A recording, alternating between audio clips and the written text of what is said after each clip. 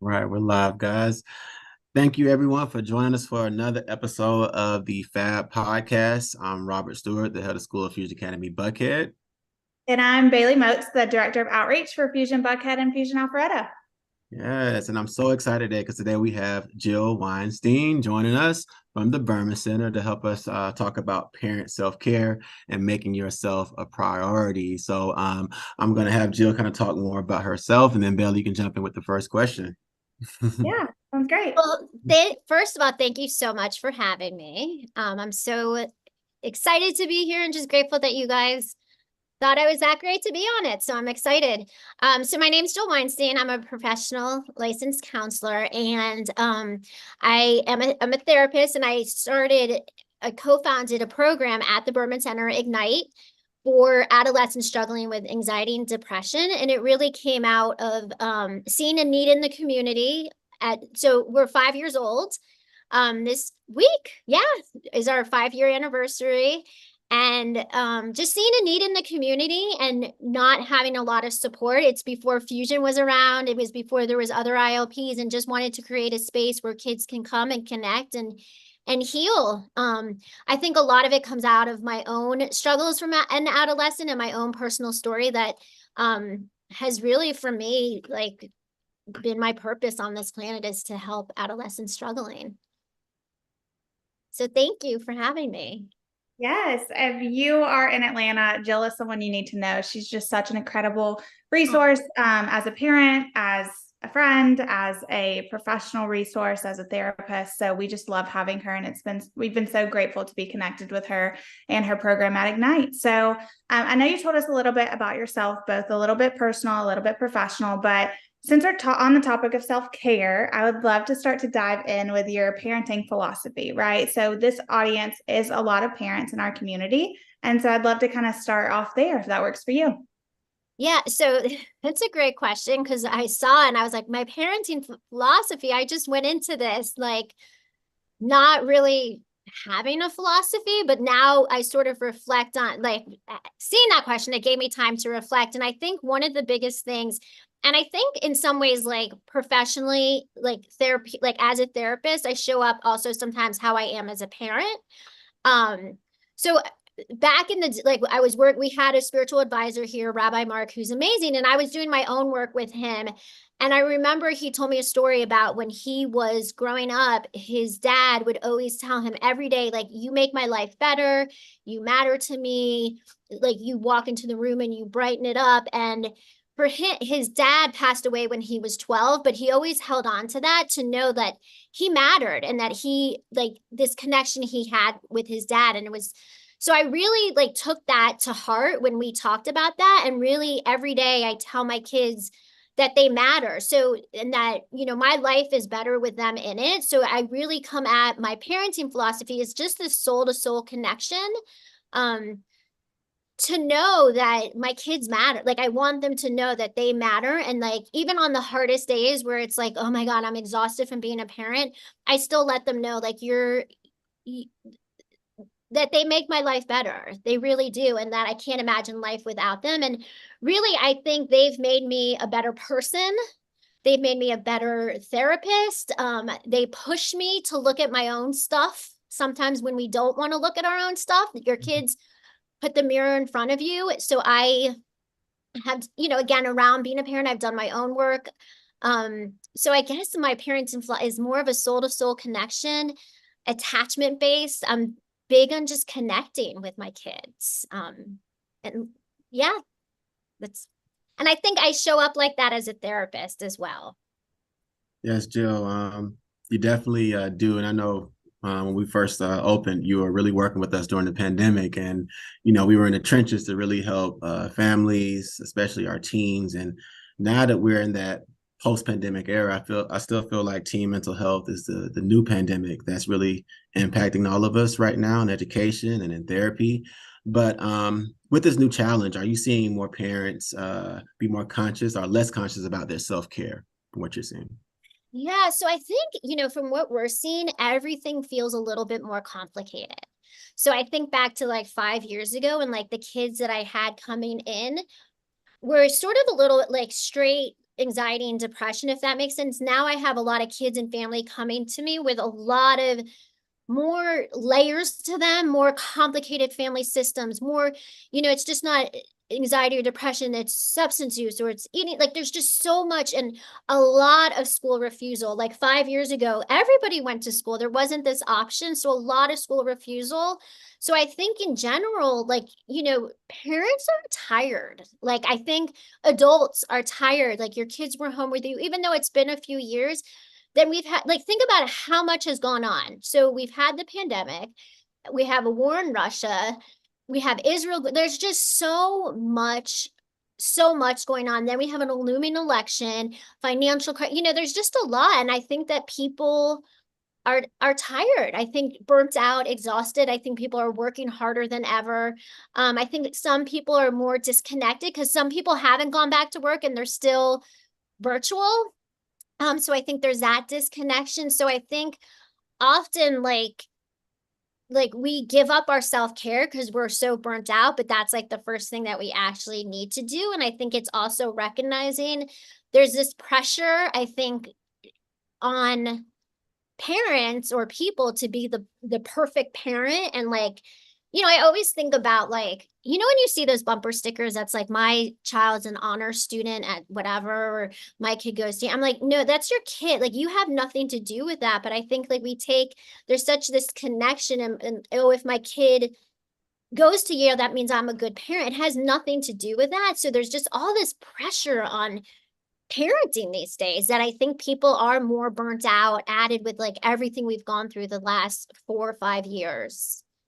People are more burnt out. So I definitely see that. Yeah, I definitely see that too. On top of all of the environmental things that are going on and impacting us on a day-to-day basis, especially with kids having such access to social media and hearing those conversations and really understanding, and that puts obviously the stress and worry. But I also think it's another conversation too about, we also have our jobs. We also have our stress. Some of our parents, haven't been to work in a while and they're going back. And so I think I'm curious from your perspective, like how you balance, your work as a therapist and how you bring it into the home and how you leave work at work and versus like bringing it into the home with your family and things like that. Oh, it's hard. I'm being honest. It's hard. It's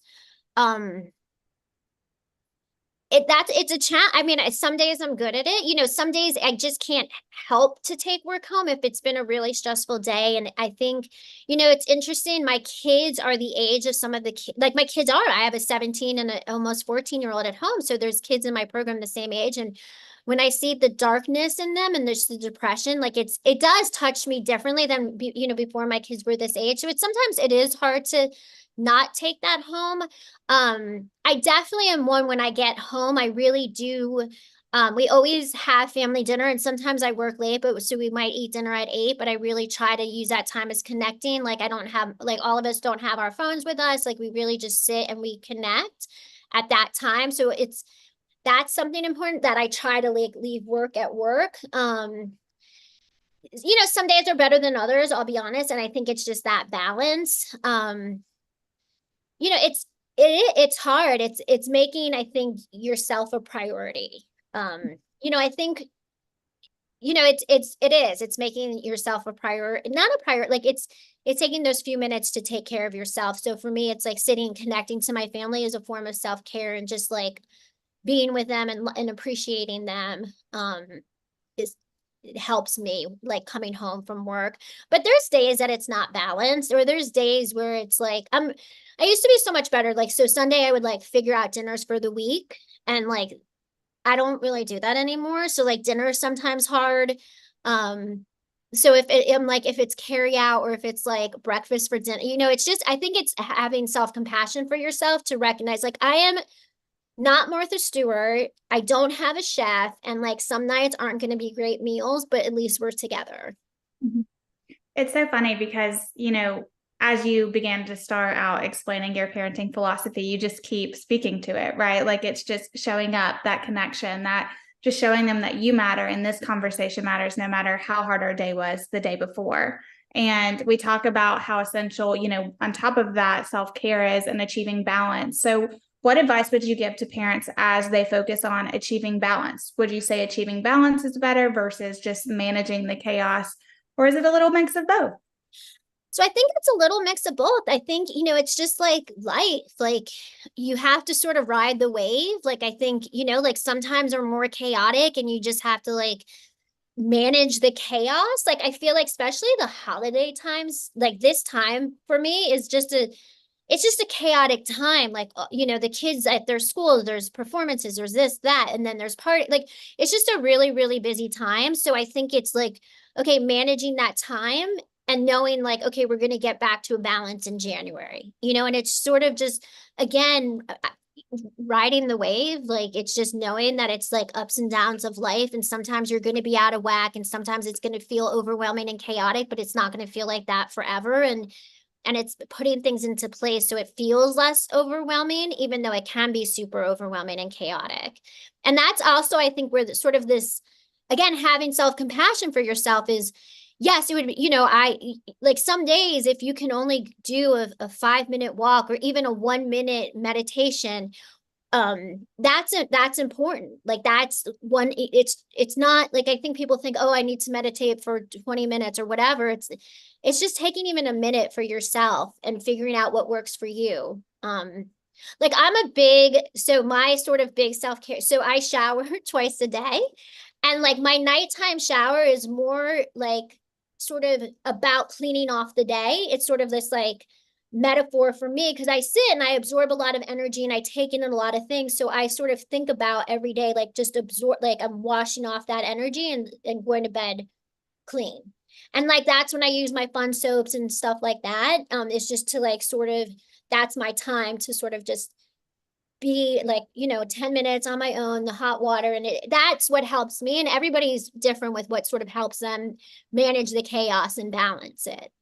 Yeah. And I think your example too just shows how simple it can be to do one thing for yourself. Yeah. I'm doing this.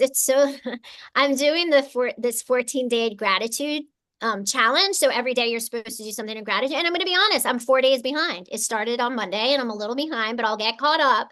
But even that, like this morning, it was like, this morning, like I read the exercise. It was like, when you get out of bed, when you put one foot on the ground, say thank, and then the next foot was you. How simple is that to start your day just saying thank you?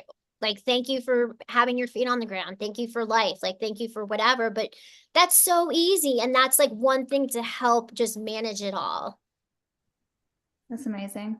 Yeah. So, Jill, so, parents are on different journeys, right? I'm a parent too. How do you, can you give some tips to help parents with limitations as far as like feeling guilty about taking care of themselves? Any tips on that? It's hard. I mean, that again, that's the struggle. Like, it's hard, I always say it's so much easier being a therapist and giving like suggestions and taking it myself. So I think, I hate to use a metaphor because I feel like it's so cliche, but it's like putting on, when you're on the plane and like put your mask on first before you put your kid's mask on, like, and I feel like people use that all the time, but it really is reality. It's like when you take care of yourself. And again, it's just that like minute, even if it's just a minute, like little things we can do to help take care of ourselves. Like, think about how much time we spend scrolling on our phones. Like, so maybe if you did 5 minutes less and did a little something for yourself, like it could be coloring, it could be like Allie, my program director, loves to build Legos, whatever it is for you. Callaway reads all the time. It's just finding something, because everybody's different with what helps ground them. And it doesn't have to be this big thing. It can be like little things that you do just to help take care of yourself, because your kids see it. And that's, again, where burnout is. So I think it's okay to take a Sunday off, and I understand everybody's childcare situation is different, but it's, and when you have younger kids, it is more challenging with babysitters or whatever it is, but it's trying to take those few minutes alone, even if it's when your kids go to bed, like just doing something for yourself. Thank you. Rachel Barron, executive functioning coach, said that same thing of putting your mask on last episode. So I heard it twice. So I need to take that advice too. So I know. I mean, I'll be honest, like when things are chaotic for me, like and crazy, like the first thing to go is self-care. Like the first thing to go is taking care of ourselves. Like, I don't know why that is, because that's when we actually need it the most. But I think it's just human nature. Like, we get so caught up in it that we just forget it. And it's so important to be mindful and do it. And I think it's more like people like having these kinds of conversations. I think it's so important to have these kinds of conversations, because we talk a lot about it with our parents when like, what do you like, especially when your kid is struggling, it's really hard. And like, we constantly have the conversation with parents, like, what are you doing for yourself? So like, we have some parents who will walk our parking lot, so their kids are here, they know that they're safe. Well, they'll meet up and they'll walk the parking lot, and that's amazing. That's what they should, it's that self-care. So it's finding those moments. But I do think when your kids are at a higher level of care, or your kids are struggling, it's really hard. But that's the most important thing to do, is really focus. Like, you have to take care of yourself, because it's hard. It's a battle. Thank you, Jill. We actually had some interaction from our viewers here. One parent just asked, "How do you find balance in that chaos?" And you kind of touched on it briefly. Yeah. So I'm trying to think of times. So sometimes, I'll be honest, I do get caught up in it. I can for a few moments get caught up in it and feel overwhelmed. And for me, I'll be on it, like probably a few years ago, like I think during the height of the pandemic. So we like went back to work like that May, like we were back and running and explode, like similar to Fusion. You guys exploded when we all came back from it. Just so it's been constant. So I definitely for 2 years felt like it was just go, go, go, go, go. And I gave up working out, my yoga practice, meditation, all the things that I know that really help me. So it actually was a psychiatrist here, Dr. Dare, who's amazing, was like, no, you need to go back to yoga and meditate, Jill. Like, you need to take care. And because I thought I was like trying to get a prescription of antidepressants or something. And she's like, no, like, actually take care of yourself. And I've gone back to yoga, I meditate, and that for me helps me manage the chaos. So I'll do yoga twice a week, and that just like during the chaotic times, that helps me manage it. But everybody's different. So it's finding that thing. And again, it's sort of going back to, I always think about a wave, like you just have to ride in. It sometimes knocks you down, but you got to get back up and just just go with it. And it's the ups and downs, and knowing it doesn't last forever. And again, putting things in place to help you through it. Yeah. And I'm sure too, when those conversations arise, you do have those parents that are like, I don't have time for this, or I can't make time for this. So what advice do you give to them when they're in that headspace where they're running on fumes and they just don't have time from their perspective? It's just a minute. It's we're trying to keep for us, we're teaching kids how to, you want to model that behavior, and take care of yourself, because that's modeling to your kids. Like, it's okay to take a minute to breathe, or to, like, color. You could also, it's also, you can do things together. Like I was so excited when I had kids, because I was like, oh my God, I can color again and do all those fun Play-Doh things. Like, I am like, give me a good science fair project. Like, I'm all about that kind of stuff. Now it's sort of sad my kids don't have it anymore.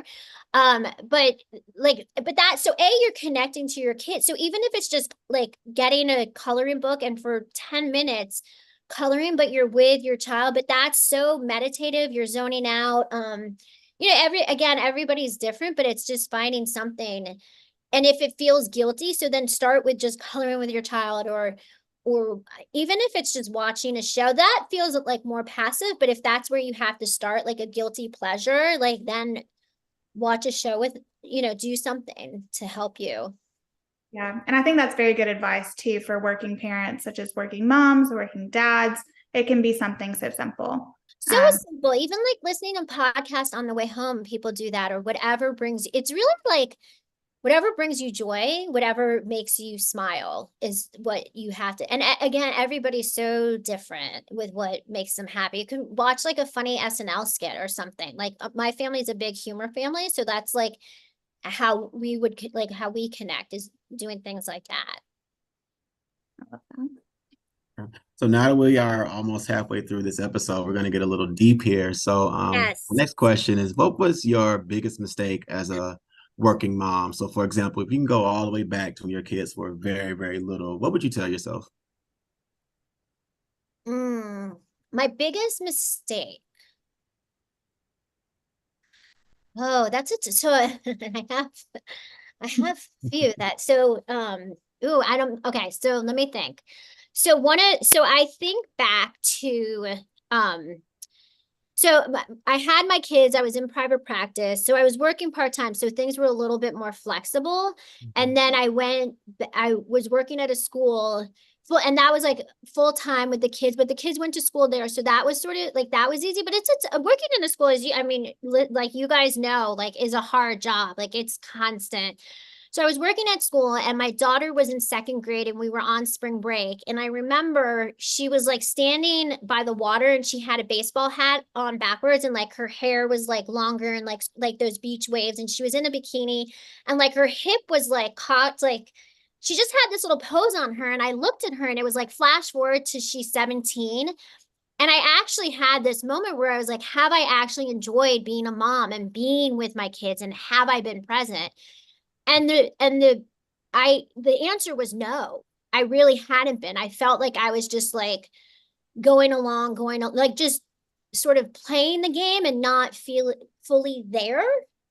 And I don't know. I was just like, God, for me, I was like, they're only with me for such a short amount of time. I want to be more present. I want to be there. So I mean, then I think about that's when I decided to leave the school and start the intensive outpatient treatment program, which I don't actually know. Like, if you think like I went from one hard job to another, but I don't know. Like from that moment, it dawned on me like how little they're with us and how to be more present, because I get like looking back, I don't think I was as present. I think I was trying to build a practice and trying to be the perfect mom, and I made all their baby food and just trying to live up to these standards that I don't like, that I felt were set for me, that weren't actually set for me. So that was probably, I don't want to say it's a mistake. Like I guess I wasn't present. So it's trying to be more present. And it's easier said than done. Like I know there's nights that I come home and like we'll have dinner, but then I'm like in my room just zoned out.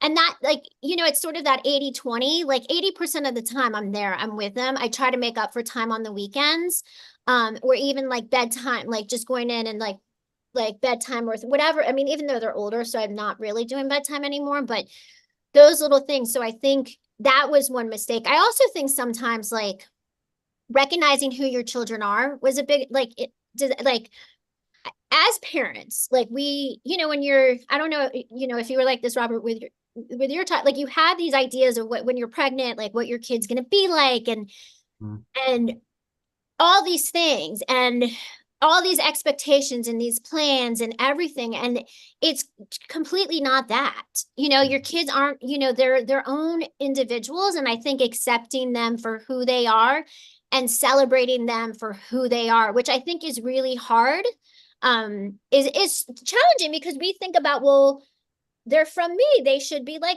this, or they should, but they're not. They're not you. There's two, like there's your husband or your spouse or whoever, there's different DNA in them. So they're a different person, and allowing them to be that person and not break their spirit, and not sort of dull their light. Because I think that's what sometimes happens. And unintentionally, I think parents, we put these expectations of who we think they should be, but you have to let them be who they want to be. And sometimes it's hard. It's really hard. But it's interesting. I struggle sometimes more with my daughter than with my son in some ways. Like and she's so different than me, like, but in all the amazing ways, like that it's like we had very different, she's so confident. So sometimes, I put expectations on her and I have to reel myself back a lot. So I think accepting your kids for who they are was also some mistakes I probably made along the way, and that have realized just letting them be. Yeah, Yeah. Jill, you're not alone. Thank you for being vulnerable. That just hit home for me. So thank you for providing that perspective. Thank you. It's hard. I mean, Yeah. I have some good stories where I think, and as a parent, like, listen, I think being a parent is the hardest job and the most underrated job. I think, you can read all the books, and it's still, when you're in the day to day, it's hard, and it's knowing you're going to make mistakes. Like, we all make mistakes. And then it's like, when I will yell at my kids. So I went to this like workshop, and it was like screen free parenting. And I remember I was just going to like learn about it as a therapist, and I came home and I yelled at them, and my kids were like, "Well, clearly you didn't learn from that workshop, Mom." Or they're like, "Well, what would your clients think?" And they're right. And I'll say to them, "You know what? You're right. I lost my cool. I'm sorry." Because I think when we model that we make mistakes, like, it also teaches them to take responsibility for their mistakes and to apologize and to own up to it. Spot on. Thank you. Thank you. Yeah, I was also going to add too earlier, just like, thank you for your vulnerability, because I feel like a lot of us can resonate with that, either if it's from a child or a parent perspective. I think a lot of what we do kind of just crosses paths so easily. But you talked about a couple things. So we talked about, pushing our thoughts or our expectations onto our kids of who they should be or things they should be interested in, hoping that it's similar to things that we are interested in. But how can we teach our kids to not make the mistakes that we make, right? So like, as we're trying to unlearn these certain habits of, not being present, what kind of conversations, or how do you begin conversations to kind of help your kids not go through that and not be that? So I'm obviously a big fan of therapy. Mm-hmm. So I've been in therapy since second grade. So no wonder I became a therapist.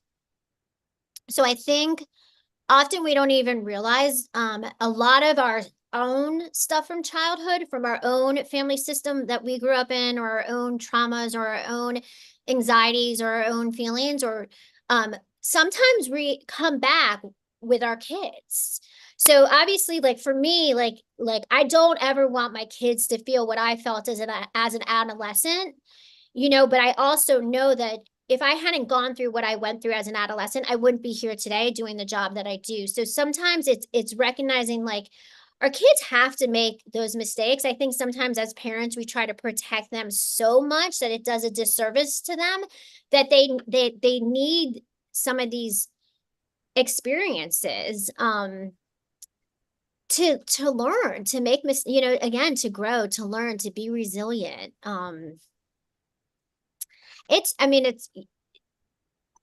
It's hard. And then I think, I'm pretty open and honest with my kids, and it came out of like, I'm not telling them like every single thing about my life, but I'm pretty open. And I think that's also, like, I think when your kids see you like vulnerable or like sharing things, like, that in itself is vulnerability is what connects us. I think, like, really. So talk to your kids about, like, don't, if they're having a bad day, just sit and listen. Don't be like, "Oh yeah, I went through that when I was a kid too." No, that's not the time. It's just an off things, like talking to your kids about your life experiences and what you went through as a kid and some of your challenges.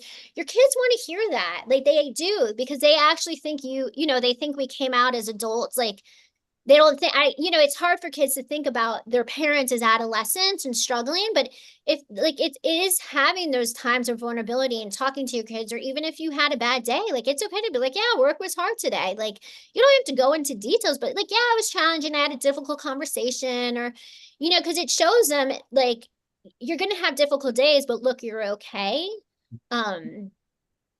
So I think that helps. And I don't know, it's just talking. Clearly a big communicator. Mm-hmm. It's a great quality to have. And Jill, I know you've been on our campus plenty of times. That's why we have it's our job to remember all of us when we were kids. And I always remind our parents that as well, that we've done some silly things. Of course, we didn't have cell phones and apps to tell on us, but we've done some things before ourselves. So you're absolutely right. Thank you.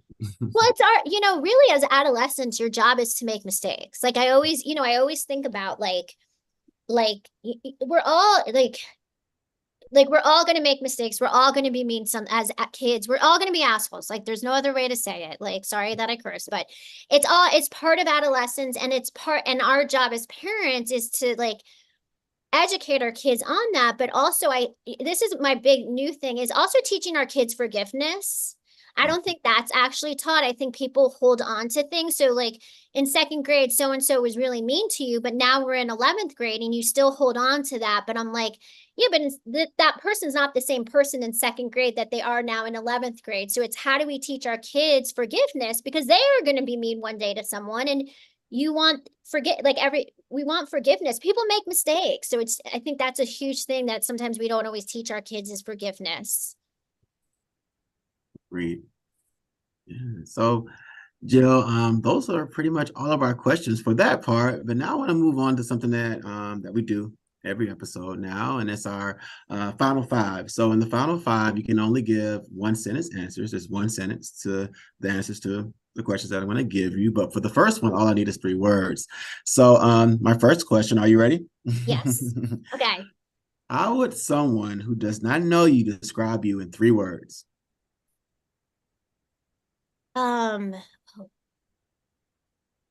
Compassionate, funny, empathetic. Perfect. Next one. If you could create a law that everyone in the world had to follow, what would it be?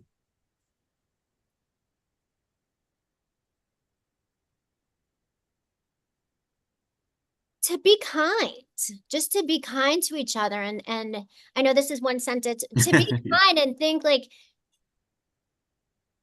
to put yourself in the other person, like to have more empathy, just to be kind. Like, we're all in this together. We're all in this together.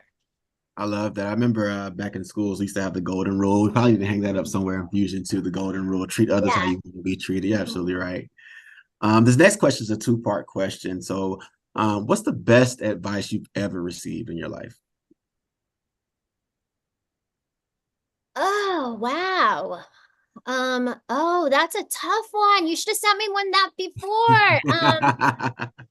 It wouldn't be that fun if I did.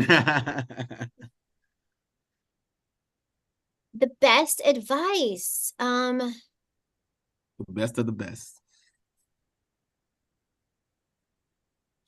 For some reason, again, I'm going back to how I started it. It's to like, I think having self-compassion. I think being vulnerable is what keeps us together for so long. I like sort of, as a therapist, I didn't want to talk about my past. I was really like shameful of it, because as a therapist, I should be perfect. And I think being vulnerable is what brings it. So being vulnerable is what brings us together, and that shame is just fear-based, I think. But also I think like that soul to soul connection, I think that I learned from Rabbi Mark, like, is really important. Okay. And then the opposite, of course. What's the worst advice you think you've ever received before? Maybe that might be easier. It's probably on my first diet in 7th grade. I had to fit in. Really, like, looking back, it's like trying to fit, like, you got to fit into this box. Yeah. Thank you. Thank you. And last question here. This is the deeper one. I actually, I think I asked you this when I first met you, but if you had to do it all over again, think about it when you started with the Berman Center a long time ago. What would you do differently now that you know what you know now? With the Berman Center, nothing. I know that's like not what you want to hear, but I think in my life, like everything, like I actually am at a point in my life, I can look back and I'm really grateful for the challenges and the experiences and the hardships and the bullying and all of it. I'm grateful for that, because it made me who I am today. And I wouldn't change anything about the program, in the sense of I had to go through the learning process and make mistakes and all of it to be able to run the program, the amazing program that we have today. You have to learn. So I don't think I would change anything. Maybe being more compassionate to myself, that I think I often feel like I have to be perfect and it has to run Mm. perfectly, and like maybe being able to relinquish a little control and like but it's, it's hard. It's my baby. So it's my third child. So it's hard, but I think I don't know. I've learned a lot from the past 5 years running this program. Maybe be more comfortable. And I think, you can probably feel the same way as being a leader in a Mm-hmm. leadership position. I think that's an interesting spot, like that I hadn't been into. Like, again, Mm. I was in private practice and then I became a boss, and like senior, like being that leader, I think sometimes can be challenging, and making decisions, the hard decisions and owning them. But I think, I don't know, all the imperfections, I think, made it is what it is today. Spot on, Joe. And there's no right or wrong to that question, but you did a really good job during Thank the you. final five. So tell us more about the Berman Center, and what's in the future for you all, and where can we find out more information from you guys as well? Yeah, so I can give you the quick story of the Berman Center. So Mhm. Eliza Berman started it 6 years ago. So she was she had been a clinical director at some other intensive outpatient treatment program and saw some of the shadiness that was going on. And she um, then had a client who was living in sober living and wanted to come home for the Jewish holidays.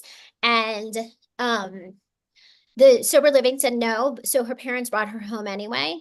And she ended up overdosing. She bought heroin online and ended up overdosing and dying.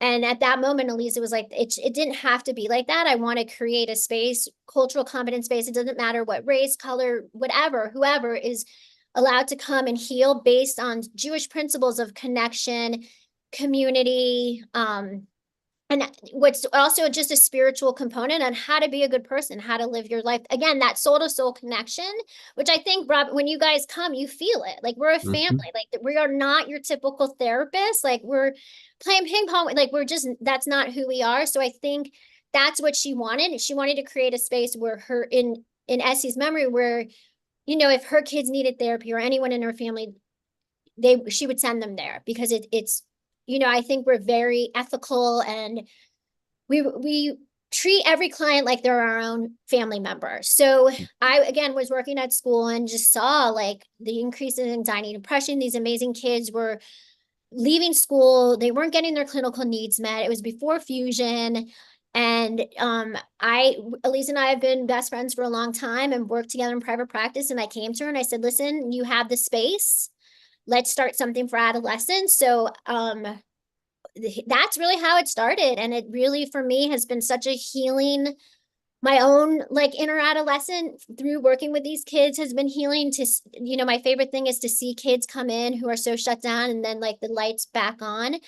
So that, like I said, we've been open 5 years. So that's really the gist of the Berman Center. It's based, you don't have to be Jewish. We do have a spiritual component, but it's really based upon more how to be a good person in this world, finding meaning and purpose. I think for so long I struggled with that, but after, like, I would always be like, why me? Why do I have this? But recognizing like, no, it created my purpose. Like I'm doing what I'm supposed to do because of everything I've gone through. And I hope that, I can instill that in the clients that we have here in the families. So we're a fan, like I sound so cheesy, but we actually are a family. We love each other. And I think when you come into our doors, we don't feel like a typical treatment center at all. It's really relaxed and like but we also get the job done. I don't think therapy has to be such a rigid, we're very experiential, hands-on. Like we do a lot with the kids to keep them engaged. We have an IOP. So the IOP has been 5 years, and then we just started PHP. So a partial hospitalization program 6 weeks ago. Mm-hmm. And so there is a small school component. It's like an hour and a half of school a day just to keep them going. I having worked in a school, and I think you all can agree, because most of our kids go to you, Mm-hmm. um, that school's a really important part of a child's recovery, and it's to keep that brain going so they don't become the identified client, and to keep, again, I'm not telling, if physics is our hardest class, let's put that aside for now and focus on what you do well. So you stay in it, you grow from it, and like your brain stays active, because that's going to help you in the recovery process. Thank you. Every time I'm on, I wouldn't say your campus, but every time at the Berman Center, especially the new location, I you can know. always feel that energy. I know we had an event recently and I did not want to leave because of the energy that was there. And I want to pull up your website. Can you, I know you Yeah. guys have the Ignite program. Can you talk more about that? Yeah, so the Ignite program is the adolescent program. So the Ignite program is, so the PHP program is Monday, Wednesday, Thursdays from 4 to 7. Again, it's 3 hours. You have an individual therapist as well as a family therapist.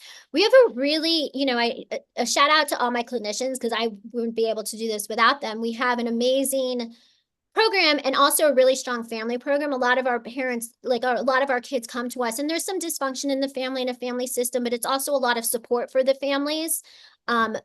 So we have, on Monday, we have a parent group that's virtual, and it's more like a parallel process. So sort of similar to what I said, like looking at with your own kids, what comes up for you when you're parenting, because I think that's a huge part, and like that dynamic that sometimes comes into play. And then Wednesday night, we have a mandatory parent group where like any skills your kids are learning, you will learn that night. So we're all talking the same language. You have as well as an individual family therapist as well. So there's a ton of, so the kids are with us like in the ILP, like 11 to 12 hours a week. And then in the PHP, they're with us for 30 hours a week. And that also includes school component, and again, all different experiential, we're holistic is what it comes down to, because I don't I'm not a cookie cutter. DBT works for some kids, it doesn't for others. CBT. So it's really like, let's figure out what works. It's just like our own self-care. Like what works for me might not work for you. And that's okay. It's just finding what works for you. So we really help the clients sort of explore what works for them. It's fun. It's really like tonight we're doing community service. We're making gift bags. So again, it's really like we are definitely out of the box. Like we do we call it therapeutic field day. It's the fire games. And to kick it off, like the opening ceremonies, I have a guy come in and like does hula hoops with fire and stuff. And one kid was like, Jill, like who thought of this? This is so extra. I'm like, you're at the Berman Center. Like, right. Right? Like we're extra. But I think that's what makes us. Yes. Well, Jill, thank you so much for just being I want to say a partner in change over the years. No, thank you. Thank you so much for joining us. Baylee, did you have anything? No, again, Jill is the best resource. Oh my God, thank you. And if you have a chance to go visit the new Berman Center location, visit. Yeah. Thank you. Well, again, my love for you guys, and I'm always trying to make you open a little fusion. There's space on the second floor. It's cute. The kids could go to you in the morning and come to you in the afternoon. We'll see. I'm trying. Come on, Robert. Well, thank you so much for joining us. And guys, we look forward to episode 4 next month. We have a very, very special guest that's joining us next month, and we look forward to seeing you guys in December. Thank you guys, and have a great